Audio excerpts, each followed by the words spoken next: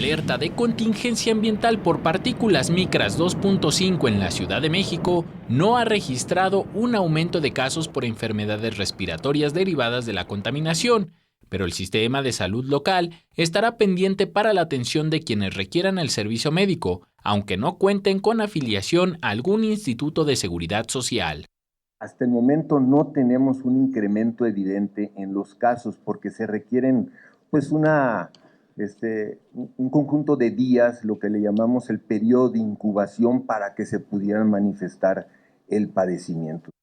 El gobierno de la Ciudad de México, en coordinación con la Secretaría de Medio Ambiente y Recursos Naturales, así como la Comisión Ambiental de la Megalópolis, evaluarán la posibilidad de suspender clases el jueves o viernes, en caso de continuar la mala calidad del aire en el Valle de México. La alerta de contingencia ambiental por partículas micras 2.5 se debió a la cantidad de incendios registrados en la zona centro del país y entidades vecinas.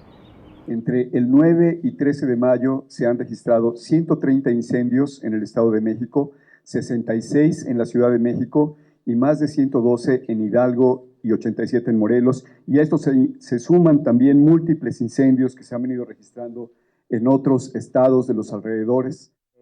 Las autoridades locales y federales, en conjunto con la CAME, informaron que la próxima semana darán a conocer actualizaciones en programas de mitigación ambiental, incluidas novedades para el Hoy No Circula.